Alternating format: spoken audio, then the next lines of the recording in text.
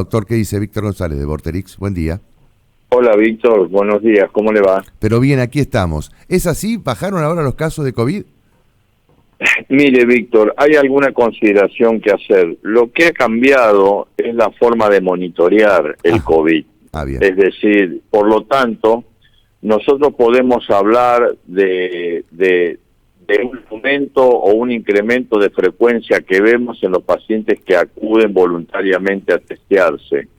Pero a partir del nuevo escenario, de la falta de casos graves o la disminución tan rotunda de casos graves, probablemente debido a la vacunación y al plan de vacunación que ha habido en la Argentina, lo que se hace es monitorear con algunas unidades centinelas para tener estas consideraciones que son aproximadas y nos dan este panorama que usted describe. En realidad, en la posta respiratoria, nosotros es cierto que tenemos aumento de las consultas de afecciones respiratorias, dentro de las cuales vemos una variación entre el 20 y el 50% de positividad para COVID. Pero lo cierto es que no nos preocupa demasiado chequear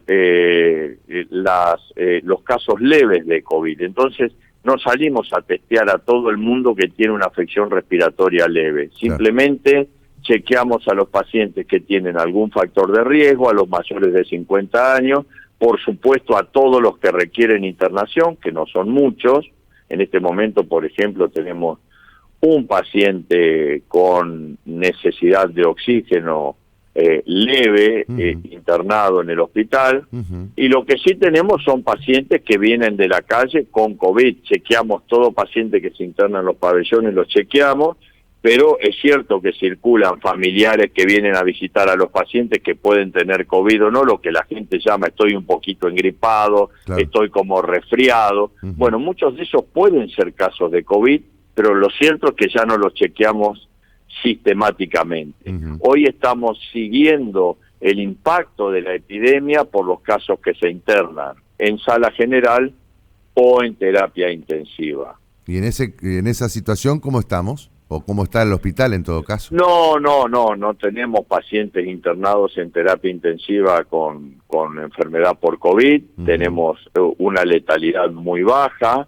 y generalmente en pacientes con factores de riesgo o que no han tenido el esquema completo de vacunación. Es decir, el panorama es diametralmente opuesto a lo que ocurría, por ejemplo, el año pasado a esta altura, ¿no? Sí, cuando uno compara las curvas de contagio, que por otra parte no tienen el pico que tenían durante la epidemia anterior, de principio de año y demás, pero les reitero, no estamos chequeando sistemáticamente, pero lo compara con la curva de internaciones por COVID o de camas de terapia intensiva ocupadas y demás, obviamente que hay una diferencia diametralmente opuesta, ¿no? Claro. Doctor, leía un informe hoy, esta mañana, temprano, que hay un 65% de jóvenes que no están vacunándose o no están completando los refuerzos, ¿no? A pesar de las jornadas libres, por ejemplo, que hay ahora de vacunación, no se está aprovechando eso. Habrá que concientizar justamente a ese sector, a esa franja etaria, de la importancia que tiene vacunarse.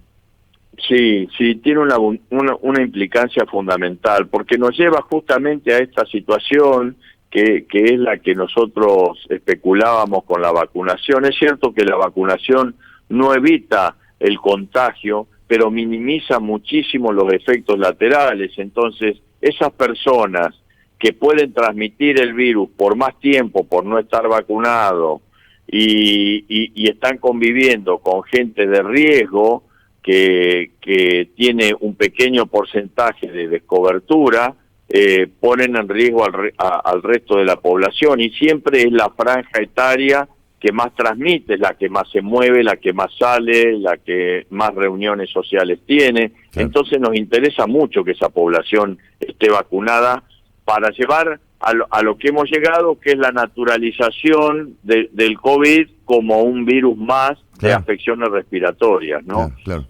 Es una cuestión que ustedes tienen que focalizar. Por ejemplo, ¿esa franja etaria va a hacer consultas al hospital? No, esta franja en realidad es una franja etaria que requiere pocos controles de rutina. Claro. En el médico. No tiene visitas pautadas con un médico de cabecera. Es más, la mayoría no tiene médico de cabecera. Por Claro. lo tanto, también es una oportunidad que perdemos para hacer lo que nosotros llamamos promoción en salud. Es decir, brindar a la población la información necesaria para que la población gestione su autocuidado. Hoy el proceso de salud y enfermedad se asume como un esfuerzo entre los prestadores de servicio, que somos nosotros, y los que reciben ese servicio, que es la comunidad. Es decir, hoy es una lucha pautada en todas las enfermedades, en la hipertensión arterial, en el accidente cerebrovascular.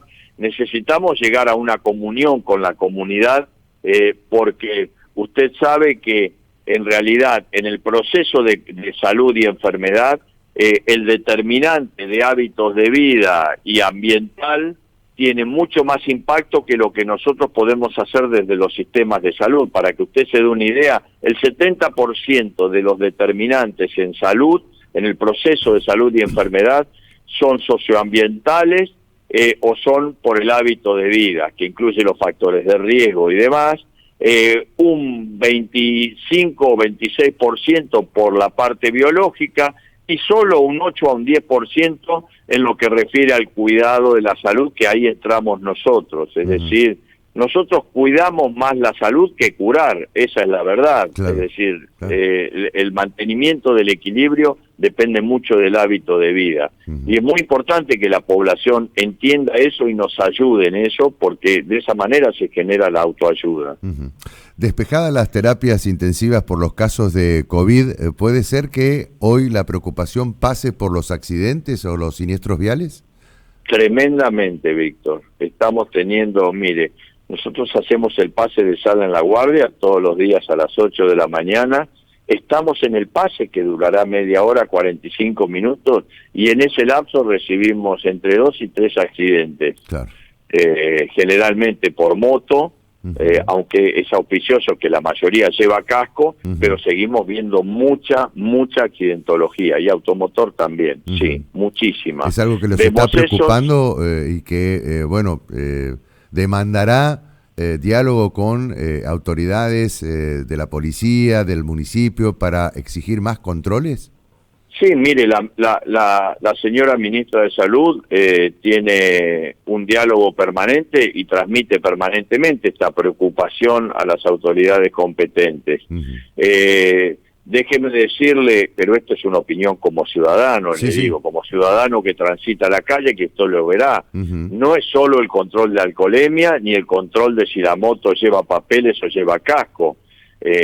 Acá hay para mí una cierta anarquía y un cierto desconocimiento de lo que es la educación vial. Usted lo notará, es decir, el automovilista en Paraná no tiene la noción de que el peatón tiene la prioridad. Por ejemplo, cuando un auto dobla, aunque tenga paso y hay cruzando un peatón por la senda peatonal, el automovilista considera que el que debe frenar es el peatón. Claro. Usted lo notará. Sí, sí. Claro. Y en es al revés. Y debiera ser al revés. Es exactamente al revés. Claro. Está absolutamente estipulado en todo el mundo y en muchas ciudades. Hoy en Buenos Aires, en Capital Federal, yo noto más educación vial que en Paraná, que es donde yo vivo. Claro. Y yo creo que, pero le reitero, esta es una opinión personal como ciudadano, yo creo que hay un largo trayecto por recorrer en lo que es educación vial, y eso también contribuye a evitar los accidentes. Es decir, no solo se accidentan las personas alcoholizadas. Totalmente. Es una cuestión que todavía no aprendemos, a pesar de por ahí cierta rigurosidad que hay ahora para obtener la licencia de conducir, a pesar de que se viene, por ejemplo, el scoring, que va de alguna manera a tratar de menguar la cantidad de infracciones que cometemos, ¿no? Pero sí, es una cuestión que pareciera que es cultural más que nada, ¿no? Sí, por eso le digo, es de educación vial. Yo le soy sincero, yo no paso una sola esquina con semáforo en verde sin pisar el freno en el auto, porque pienso que se me va a cruzar una moto con el semáforo en rojo. Totalmente. Sí, hoy las motos se han convertido prácticamente en propietarios de la calle, ¿no? Sí. Por una, no sé, digamos, cada uno sabe cómo maneja, ¿no? Pero uno lo observa. Y también el tema de los transeúntes o los peatones, que debieran cruzar la calle en las esquinas y no a mitad de cuadra. Es algo que tampoco hemos aprendido, parece ser, ¿no? Exactamente. Pero bueno, ustedes lamentablemente son los que atienden todos estos casos de situaciones que se dan más por error humano que por falla mecánica, ¿no? Y lo lamentable que viene después, porque esto también le significa plata al Estado, ¿no?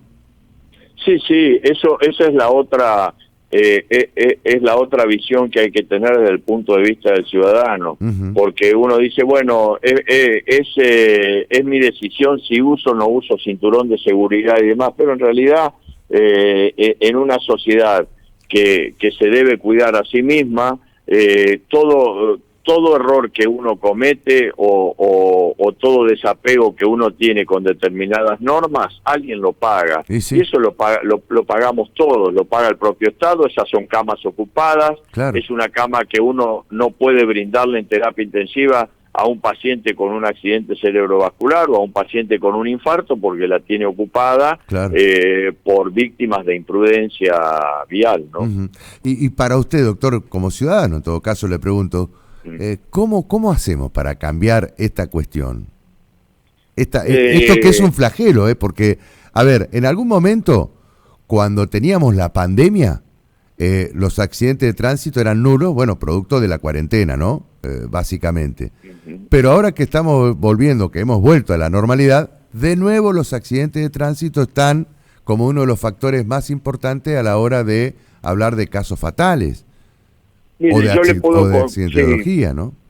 Yo le puedo contestar como ciudadano empíricamente, pero también le puedo contestar con cierto criterio científico. Y en realidad esto es también una epidemia. Sí. En el 2009, cuando nosotros teníamos la epidemia de la gripe A devastadora, la pandemia, nosotros teníamos en el hospital más entradas por accidentes de moto que por gripe.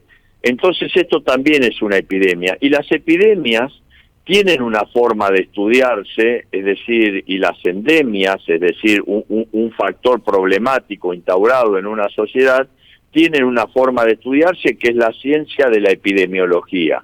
Y la epidemiología tiene pasos muy concretos, tiene un sistema de análisis de situación, y después tiene todo un sistema de pasos muy bien estratificados, donde uno estudia el problema, estudia qué población tiene, qué demografía tiene en esa población y en ese lugar, cuáles son los factores prioritarios que hay que abordar, cuál es el ensamble entre esos factores o la posible solución que uno prioriza los problemas y determina qué políticas debe aplicar en función de los problemas que tiene y el análisis de factibilidad. Eso está todo escrito, desarrollado, es un método y es perfectamente aplicable a cualquier política pública. Así que si usted me pregunta cuál es la solución, y la solución es empezar con un análisis de la situación, con una priorización de los problemas, con un planteo de las soluciones y con un ensamble de las soluciones a la decisión política. Tenemos un ejemplo muy claro en Paraná. Cuando hubo la decisión política de poder instaurar el cambio de quienes controlan el uso de casco en la ciudad, usted de no ver a ningún motociclista con casco en la ciudad, en una semana automáticamente casi todos usaban casco. Claro. Y se aplicó una política de contralor del uso de los cascos. Así es. Bueno, tal vez haya que hacerlo en algún otro aspecto, ¿no? Sí. Lo que sucede es que siempre tenemos que ejercer como una suerte más de control de policía, o un control más férreo, y eso por ahí también a las personas medio que lo resisten, ¿no? Todos resistimos los controles, Sí, en realidad... Lamentablemente, lo estoy comentando como una sí. crítica, ¿no? No, a ninguno nos gusta que nos controlen, pero la verdad es que si los controles también estuvieran bien orientados a la prevención, la sociedad lo termina aceptando, porque ese también es exactamente, es un debate que hay que dar, de qué manera debe ser debe ser la prevención. También lo vemos en los casos de la fotomulta en la ruta y demás. Bueno, hay también todo un debate sobre si las correcciones deben ser punitivas o lo que uno debe tener es un sistema funcionando de procedimiento donde todos sigamos los procedimientos que tenemos que seguir y controlar permanentemente el cumplimiento de ese procedimiento. Hoy se tiende a analizar las situaciones por procesos, es decir, uno tiene que asegurarse que haya un proceso y mantener la calidad de ese proceso para que las cosas no dependan de las personas individuales. En medicina también tendemos a eso, que sean los procesos los que fallan, que son más fáciles de ajustar, que el error latente que existe en cada ser humano, que seguramente lo va a cometer y se transforma en un efecto adverso, ¿no? Bueno, muy bien, doctor. La verdad que es un placer con usted. Digamos, me encantaría hablar las 2 horas del programa, porque saco muchas interesantes conclusiones. En definitiva, con el tema COVID, digamos, si bien ustedes están atentos, pero no es para preocuparse de los picos que están teniendo de casos, por ahí aumentan, por ahí disminuyen. Lo concreto es que en las camas de terapia intensiva la situación es absolutamente normal, no hay prácticamente pacientes COVID en estos momentos en el Hospital San Martín. Y sí están preocupados, un poco para cerrar, ¿no es cierto? Y sí están preocupados por la cantidad de accidentes viales que hay justamente en esta zona. Exactamente, y además estamos preocupados por la adherencia a la vacunación o la baja de la guardia en la vacunación, en los refuerzos de vacunación. Sí, claro, sobre todo en el sector adolescente, ¿no? Como decía hace un ratito, el 65% de los adolescentes no cuentan todavía con los refuerzos. Esto es preocupante y bueno, ahí es importante la familia, ¿no? Que convenza al adolescente de ir a vacunarse. Exactamente. Doctor, muchísimas gracias, como siempre. No, por favor, le mando un abrazo, Víctor. Igualmente, el doctor Carlos Bantar estuvo con nosotros, el director del Hospital San Martín.